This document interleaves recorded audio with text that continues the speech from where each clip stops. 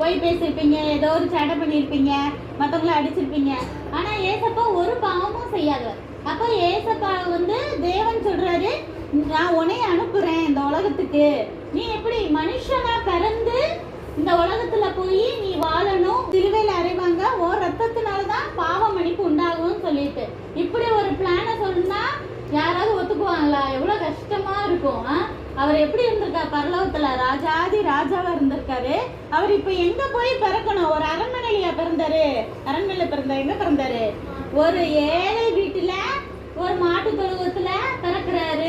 எந்த ஒரு வசதியுமே இல்லாத, ஒரு சாப்பாடு கூட கஷ்டப்பட்டிருக்கலாம். அப்படி ஒரு வீட்டுல போய் பிறக்கிறார்.